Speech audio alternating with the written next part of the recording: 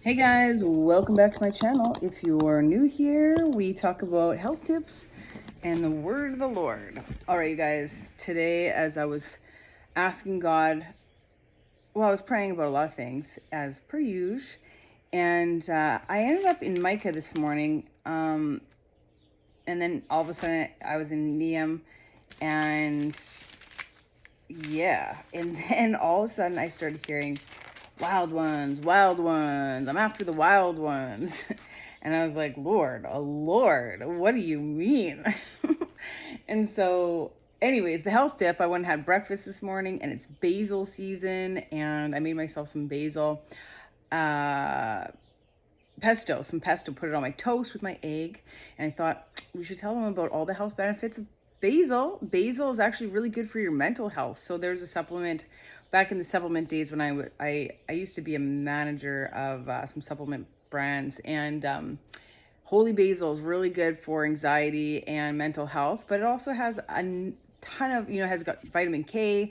It's got a lot of vitamins, minerals, but the aroma itself is healing. So try to get some basil. And if you don't have a basil plant, get one. I got a basil plant in my house, and I just love the smell of it. And you can just take a leaf off and have a nice little chew anytime you like. But basil, oof, so good, so good. So get some basil in your life.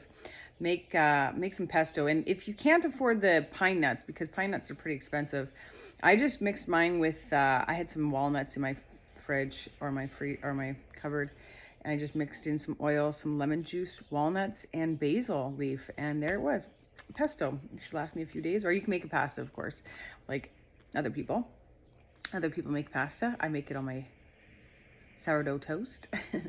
All right, you guys, so the wild ones, God is after you. And if you watch my channel and we've met in real life, God has directed some interesting folks to me over the years, and a lot of times the wild ones. And some people would say that I was one of the wild ones as well during a time. I mean, for sure, I wouldn't say I'm very wild now, other than wild in faith, wildly excited about Jesus, wild about telling you about him, wild enough to not really care what anybody says, because I know that he is king. And this is why God is after the wild ones, and especially in the season. So, during COVID, we found out who the wild ones were. The ones that did the convoy, the ones who stood up against everything, didn't wear their stupid mask. I'm sorry. I'm not trying to be disrespectful for all the people that are kind. I'm not coming against kindness. Kindness is good too, but the wild ones are not necessarily the kindest ones. And I'm not saying to be mean. I'm just saying to be bold, to tell the truth. And like I said, if you've been in my life before, like even when I was like probably 5, 6, 7, I remember my first little gang. I had a little gang at school, and it was because there was this one bully that would go around bullying everybody. So I made a gang. And how I made that gang, I just started collecting all the outcasts, and all of a sudden we had like most of the kids. And this other kid tried to start his own gang, and he called it the I Hate Claire Club. And I was like, what's your little 3 people gonna do against my like 50? I'm sorry, son. You're not gonna get any of these ones. I was always like defending the outcast. And that's what Jesus is like. He's always after us, grabbing and collecting. He's like, I'm off for the 90. I'm going for the one, you guys. You just stay here. I'm going to leave the 99. I'm going to go get the one wild one that we need to put into our gang, And you guys hopefully, if you're dealing with real gangs, obviously this is a spiritual thing that we're talking about, but God is after the wild ones. And there's a lot of secondborns out there. I've met a lot of secondborns. I'm a secondborn as well. And there's something about the secondborn, the Jacobs, the trickster, the funny one, the one who's a comedy relief. And sometimes you're laughing at the secondborn. You're just laughing at them. And I've definitely been laughed at lots. I know. I try to keep humorous, but also because when I fall, it really sucks. And you can't help but laugh because, sometimes our pride gets in the way, and our antics, God has to humble the wild ones too. So let's talk about some biblical wild ones that God used. And this is going to really annoy the religious folks. It's going to annoy the folks that think that they know best. And I know that I haven't always got along with all the church folk because, I won't do it exactly the way they want, right? God uses me however he wants to use us. And it's because he wants to make sure that people remember who's in charge, and it's God, and he decides who he wants to use when he wants to use them. So, all of us have to remember this. And I know for many times in my own life, I've been shocked at who God used too. I couldn't believe the way God had blessed certain wild ones that I had known, when they had turned it around. I thought, well, I guess God will redeem whoever he wants. And that's the thing. And he's very clear about that in here. He is clear that he will redeem whoever he wants. And the story of Israel is a bunch of rebels, right? It's a bunch of people who didn't want to follow the Lord, even though they were chosen, even though they were super blessed. They always seem to go off in their own silly ways, which is, people in general, they do that. But the extra wild ones, like the Davids. So the David one, I like using David. I also like using Samson because a lot of people, want to point fingers at people who fall in some area. And Samson obviously fell for his sexual immorality. And that is one way that I feel that the enemy really comes after the wild ones. One of the ways he's definitely tried to discredit me and my preaching and the things that I want to tell people about my testimony. He also Satan's always trying to discredit people, especially with that one. So we have to be very, very aware what that is. And definitely at this point in your life, you need to stand up and make the right choices in that area of your life. And resist, anything that comes in your life that is trying to get you in immorality is the devil's trick to try to steal the blessing from you, right? And you don't want to do that. You don't want to because God will switch up anyone he wants, any leadership he wants to, he can switch it up. So in this season, as God's after the wild ones, right, he's putting the Davids back into place, and he's taking the Sauls out. And Saul was an anointed one too, but David's sin was he fell for Bathsheba, right? His eyes turned him into. He made some really bad choices, and unfortunately, his line was like his family line was cursed because of that, but also redeemed. So there are certain things that God allows because he has to be just, and he has to be just within his own house first before he's just to the rest of society that isn't even following him or isn't even chosen by him. He has to be just in his own house first, right? So I just want to let you know that if you are a wild one and you feel called by God, but you have people oppressing you either in your church or in your community, and maybe you're not even going to church, you just feel oppressed, you feel like you don't even belong in a church because you feel like a sinner or someone's trying to blame you for things. I mean, if you are living in iniquity, if you are living in continual sin, for sure, get out of it, do whatever, flee. David repented. He definitely fell to his knees, and he was very, very distraught about his fall with Bathsheba.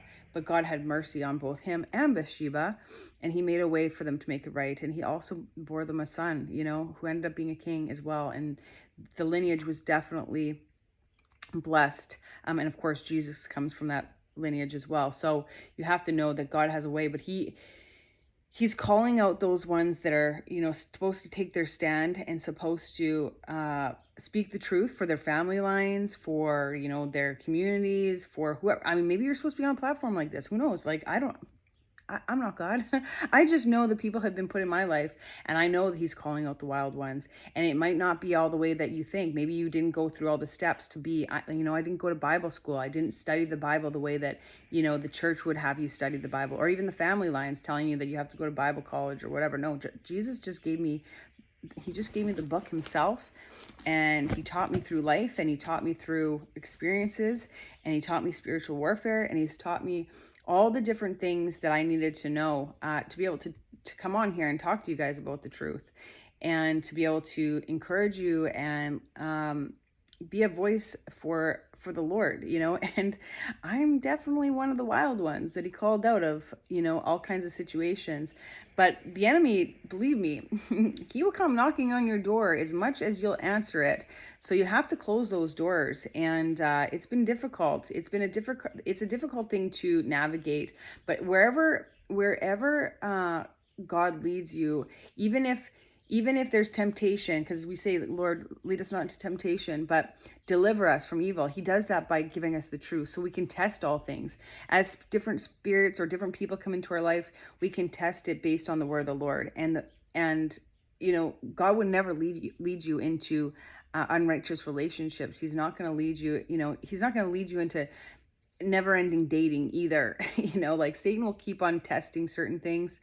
And if you're married, if you have been feeling and you're feeling like you're getting called to, some sort of leadership or whatever like that, and you feel like you're getting pressed with, lustful thoughts or things like that, I also wanted to talk about that because I've seen that a lot for the wild ones who are supposed to lead.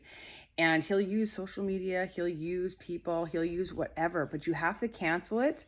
You have to cancel it in spiritual realms. So stop feeling guilty. Just repent of it. Resist the devil and he will flee from you, but also cast it out. So it's in prayer, and you just do it as many times as it takes for Satan to get out of your life. And you just say, I'm not coming into agreement with anything that is immoral, and I will not. And you just keep on, canceling it. So you loose yourself from it, you bind the spirit off of you, and you send it to the pit of hell. And you look the other way and you run. You do whatever you have to do to get away from it. If they come, like I said, if it comes through social media, you get it off your thing. But you know what? Sometimes God has a place for you on, platforms like this. So the enemy wants to keep you like you're not strong enough, but we have the Spirit of God, and the Spirit of God is power. He gives us power, love, and self-control. He gave us that spirit of self-control. So don't be tricked into not being able to be on a platform just because Satan's been tempting you there. You can just keep on Xing it out, and eventually, like my algorithms are all Jesus stuff. That's all it is, all the day long. And every time one tries to come in there, I just X it out, I block it, and like anything you don't want to see, right? And so you just got to keep on taking authority over it, and then eventually it goes away.